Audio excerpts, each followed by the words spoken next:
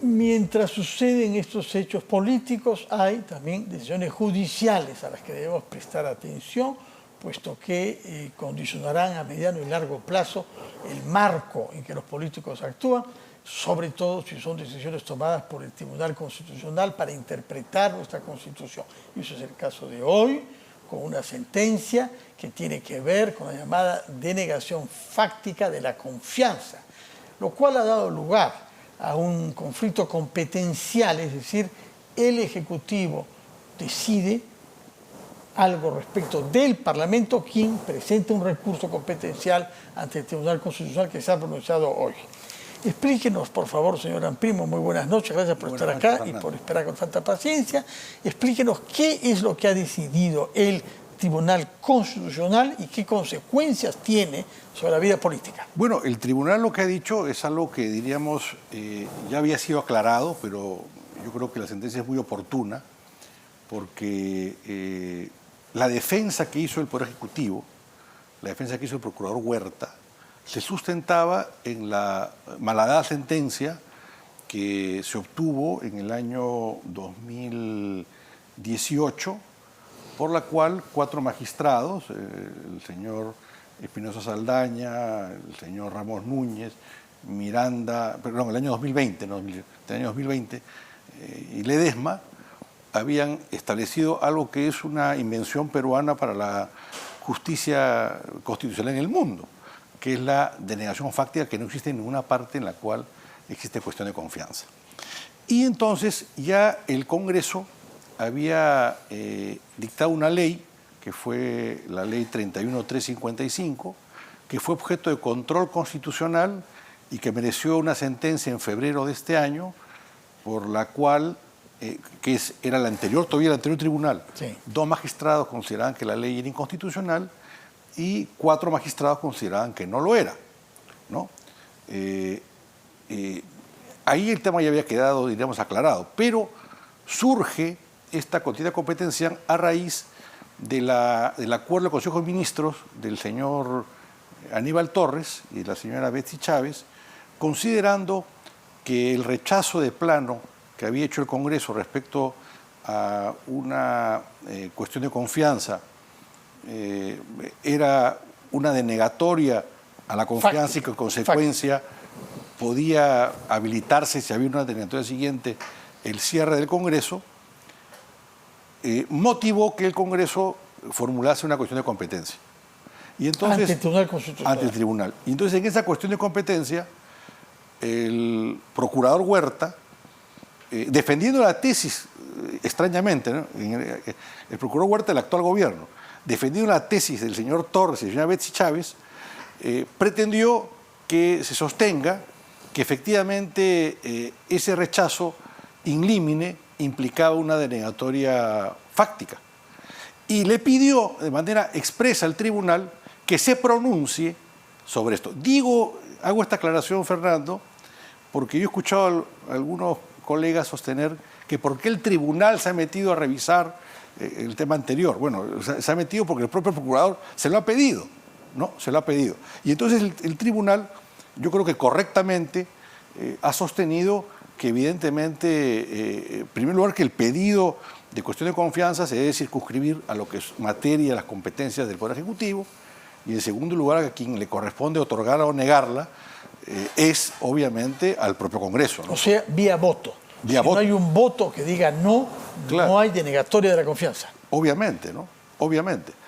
Y si hubiese algún tipo de triquiñuela, actitud abusiva por parte del Congreso, obviamente el Ejecutivo tendría el camino de ir al Tribunal Constitucional, pero no puede ser que quien pide la confianza y quien además puede utilizar esa confianza para cerrar al otro poder del Estado sea el que interpreta si se le han otorgado o no se le han otorgado, porque eso es abrir la puerta a la arbitrariedad, como ocurrió en el caso del señor Vizcarra.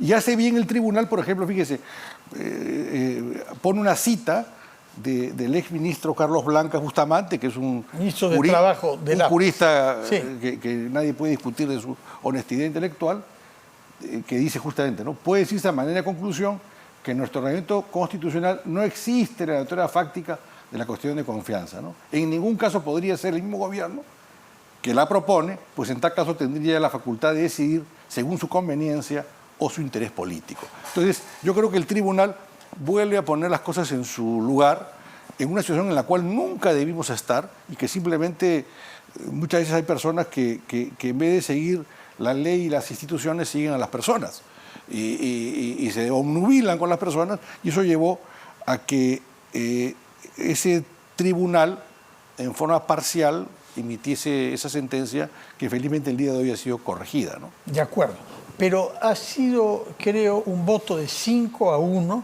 con un voto de minoría que es importante también, ¿no? Bueno, hay un voto singular que es del magistrado Monteagudo, pero ese voto también señala que es fundada la demanda, ¿no? Sino que él indica que no se debe cerrar el camino a que sea el tribunal el que intervenga en el supuesto que el Congreso actuase en forma arbitraria. Y yo creo que ese camino no está cerrado. O sea, además la sentencia en los 6 votos no cierra ese camino. No hay ninguna frase que diga que ese camino está cerrado. Simplemente, si el Ejecutivo considera que el Congreso actúa en forma arbitraria, diríamos... que le niega fácticamente la confianza. No, por ejemplo, porque usted sabe que esta ley 31355 muy bien señala que no se puede pedir cuestiones de confianza sobre asuntos exclusivos y excluyentes del Congreso, ¿no es cierto? Y que toda cuestión de confianza debe estar circunscrita sobre la política general del gobierno. Del propio Ejecutivo, porque si no ocurre lo que venía ocurriendo. No, mi política general es luchar contra la corrupción. Eso implica tener jueces prístinos. Eso implica que me puedo meter en cómo se elige al tribunal. No, esa no es una competencia del Ejecutivo, ¿no es cierto? Pero imaginémonos que si hay una competencia del Ejecutivo sobre la cual se cuestiona de confianza y el Congreso la rechaza de plano. Bueno, puede recurrir al tribunal y decir, oiga, yo he hecho una cuestión de confianza en el marco de la Constitución, en el marco de la sentencia, y el Congreso no le da cabida. Se está vulnerando mi competencia. Entonces podría recurrir ahí. O sea que yo creo que el tribunal pone muy bien las cosas en su lugar, cierra esta discusión y obviamente lo que siempre se había dicho, clarifica la arbitrariedad que existía en esta sentencia del año 2020, que si bien había sido ya corregida por el Congreso con la sentencia, comparado con la ley 31355 y con la sentencia posterior del tribunal, todavía había quienes, como por ejemplo el procurador Huerta, la invocaba para considerar que podía sostenerse esa interpretación. Eso hoy día ha quedado rechazado. Usted, que es crítico de algunos aspectos constitucionales, ¿considera con la decisión tomada por el Tribunal Constitucional el día de hoy se restablece un equilibrio entre poderes? Sí. Hemos llegado a eso después de haber pasado de un lado a otro, ¿no? Bueno, después de haberse permitido el capricho, porque yo soy una persona ortodoxa constitucionalmente, ¿no? Y me parece que en un país con tan poca institucionalidad es sumamente riesgoso tener esa suerte de iniciativas peregrinas que permiten convertir la Constitución en un chicle, como por ejemplo este proyecto de ley para crear el despacho virtual, ¿no es cierto? Para que la presidenta desde el extranjero pueda ocuparse... Que es gravísimo, que es gravísimo. ¿Por qué es gravísimo? Porque mire, la Constitución es un marco en el cual los actores intervienen sin poder salirse del marco.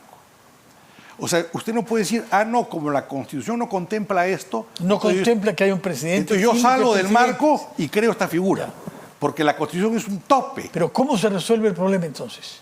Sin viajar, o reformando la Constitución, o sin que viaje. Pero sin viajar es privar la presencia del Perú en foros importantes. Bueno, pero es lo que hay, pues.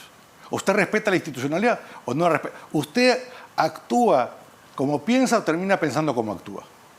Porque, fíjese usted, en el derecho público, a diferencia de lo que ocurre en el derecho privado, en el cual rigen la libertad, lo no prohibido es permitido. Usted puede hacer cualquier cosa que no esté prohibido. En el derecho público, lo no permitido es prohibido. Usted no puede salir de ese marco. Y si usted sale de ese marco, incurre en una infracción constitucional. ¿Por qué? Porque ese marco es la garantía que nosotros, los ciudadanos, le hemos dado al que está en el poder, que tiene una suerte de, diríamos, preferencia al abuso del poder. Una cuestión natural. Karl Lowenstein, el famoso constitucionalista alemán, decía que las personas tenían una suerte de enigmática tríada, que habían fuerzas vitales del ser humano que no se podían controlar y que se mostraban en los hechos, que eran el amor, la fe y el poder.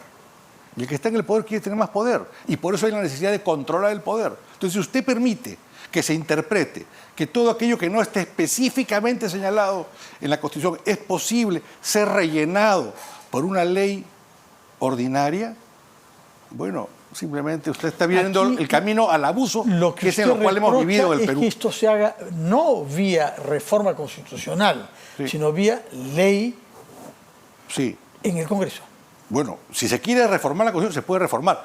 Yo creo que eso no es necesario. Yo no haría, porque yo no creo que el Perú gane mucho si la señora Boluarte sale del Perú al extranjero. Depende a dónde. Depende. Por ejemplo, hay una reunión con los miembros de APEC, las 21 economías más importantes Tenga usted del mundo. Seguridad que yo no le enviaría, porque si hace el papelón que hizo en Davos, pero eso es un mejor que no vaya. Jurídico, es bueno, por eso le digo. Musical, de gusto estético, ¿no? Por eso le digo, constitucionalmente tendrían que reformar la Constitución. Pero evidentemente, mire. Pero pueden haber circunstancias, usted reconoce, en donde la presencia del jefe de Estado cuenta, por ejemplo, la Asamblea General de la ONU. En un momento en donde hay jefes de Estado que van a hablar antes que la peruana para decir que no tiene legitimidad. Es importante que se le vea ahí. Es importante que vaya a San Francisco y se reúna con Xi Jinping, con Joe Biden y con Putin, porque los vamos a recibir el próximo año en el Perú. Sí, pero fíjese, Fernando.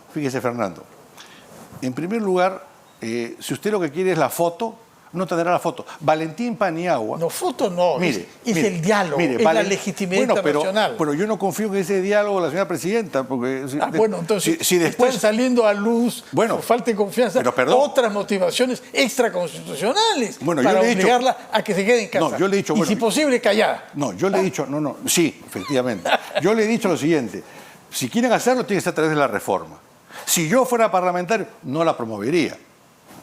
Porque el caso de la señora Boluarte es un caso excepcional, que se produce porque indebidamente el Jurado Nacional de Elecciones, con el señor Salazar a la cabeza, permitió la inscripción de una fórmula presidencial incompleta. Incompleta integrada por una funcionaria del RENIEC, cosa que está expresamente prohibida. Bueno, depende de qué tipo de funcionaria. Hay un debate sobre eso. Bueno, pero lo era. De acuerdo. ¿No es cierto? Muy bien. Y entonces generó esta situación. Mire, casos peores que ha estado el Perú. Cuando el Perú recupera la democracia en el año 2000, ¿no es cierto? Que se cae todo. ¿Dónde estaba usted jugando un papel? Sí, ¿no? El presidente era Valentín Paniagua, que era un catedrático universitario, que daba discursos extraordinarios, con una formación y una trayectoria impecable, que dejaba bien parado al Perú. Bueno, él tenía claro que no podía viajar. Por 8 meses. Pero tenía no por 3 años y medio. En situaciones terribles. Entonces, yo le digo lo siguiente. Hoy día hay una serie de tecnologías que permiten que ella se pueda comunicar por otra vía. Pero si quiere hacer el despacho remoto, tiene que reformar la Constitución, le guste o le disguste. De acuerdo. Por otra parte, naturalmente esto me hace pensar que no tiene ninguna simpatía por la comisión de constitucionalistas que ha sido convocada por la presidenta Boluarte. No. ¿No? ¿Por qué? No, ¿por qué? Ahí hay gente muy competente. Pero la comisión en sí, esa función... No, yo no creo que... mire, yo no creo que para opinar y tener un consejo tenga usted que formar una comisión. Por eso digo... No. Cada uno... Tiene una gran simpatía. No, cada uno... No, hay gente muy valiosa y muy amiga. No hablo de la gente, hablo de la función que se atribuye. No, pero es que yo no creo que una comisión diríamos, se requiere una comisión para tener la opinión de cualquiera de esos profesionales valiosos. ¿Y por qué no se ha convocado a alguien con aristas críticas, o más que aristas críticas, con alguna ferocidad crítica, como usted? No. Yo debo decir que una persona me llamó para ir a una reunión y yo estaba en el extranjero, ¿no? Pero sé que, por ejemplo, también pidieron opinión de, por ejemplo, Domingo García Belaúnde sobre el tema que le digo. Y bueno, en esa comisión hay gente muy independiente. Hay otros que también no son tanto, ¿no? Que a veces el cargo lo hace la persona y no la persona al cargo. Pero lo importante no es la comisión, sino es aclarar al Ejecutivo estas cosas que le estoy diciendo, ¿no? Es tener la independencia, decirle, disculpe señores, usted está equivocado. La señora presidenta puede querer viajar, puede tener toda la intención, pero lamentablemente hay un marco constitucional que respetar. Y es bien grave que se sostenga que ese marco puede ser transgredido o salirse del marco simplemente porque no hay nada prohibido. No, es que si no está permitido, está prohibido. De acuerdo. Por otra parte, usted ha expresado también opiniones críticas sobre la bicameralidad. Veo que ha sido alcanzado en este mismo punto de vista por la propia Keiko Fujimori, que considera que no es oportuno discutir el tema ahora porque el Congreso, dijo Keiko, carece de legitimidad. Ese no es su argumento. No. Sí tiene legitimidad el Congreso. Bueno, el Congreso tiene una legitimidad de que está en funciones y ha sido elegido. Sí, ¿no? legalidad. Que me guste o no me guste. Keiko hizo legitimidad. Y además es algo extraño porque es la propia bancada de la señora Fujimori la que promueve justamente este dictamen y lo promueve entre gallos y medianoche, porque lo que yo no creo es que sea posible que el presidente de una comisión hoy día se despierta y decide hoy en la noche poner en debate una reforma constitucional que no ha sido anunciada a la población, cuyos detalles nadie conoce y que simplemente por la fuerza de una suerte de ánimo de grupo puede imponer. Eso es inaceptable. Una reforma constitucional no puede significar eso. Tiene que responder a un sentimiento constitucional de la población y tiene que ser una reforma que no desnaturalice la Constitución. Entonces, el Perú no tiene un régimen unicameral porque sí, ¿no? Sino ¿por qué? ¿Por qué es que Fujimori quiso abolir nuestra tradición constitucional de larga data? Bueno, porque no haya funcionado. Y ahí están todas las opiniones que sería bueno recordar, y yo se las puedo alcanzar, de reconocidos constitucionalistas que decían que había fracasado la bicameralidad del Perú. Como, salvo en los países federales, ha fracasado y está en crisis, dicho sea de paso, ¿no? Y porque además no es cierto que una segunda diríamos, Cámara garantiza que las leyes sean mejores.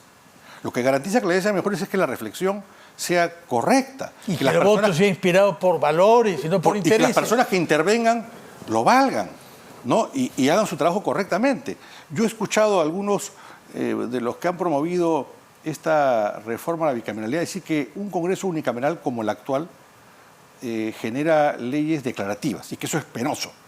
Me di el trabajo de revisar todas las leyes declarativas del Congreso y cómo habían votado ellos. Sí. Siempre a favor. Ahora, ¿qué ha ocurrido en el Perú?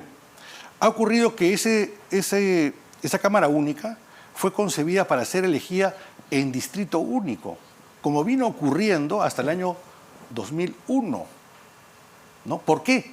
Porque la Constitución del 93 le dio a las municipalidades y a los gobiernos regionales autonomía política, económica y administrativa y la facultad de dar normas con rango de ley, del mismo rango que una ley del Congreso de la República. Es decir, que las cosas locales se veían ahí, en el gobierno regional o en la municipalidad a través de las leyes regionales o de las ordenanzas municipales.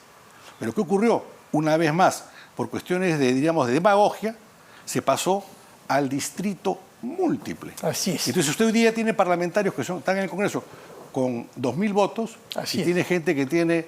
es el caso de algunos. No sé, señora Primo, muchísimas gracias por su presencia. Hemos comprendido su punto de vista sobre tres cosas. Sobre el fallo del Tribunal Constitucional, que a usted le parece que aclara lo que considera una ficción de la denegación fáctica de la confianza, punto número uno. Punto número dos, que la presidenta no puede viajar al extranjero sin una reforma constitucional. Y punto número tres, que la bicameralidad no es, como se dice y se cree en varios círculos, algo positivo para nuestro país. Muchas gracias, lo hemos comprendido claramente como siempre, porque se expresa usted con contundencia y claridad.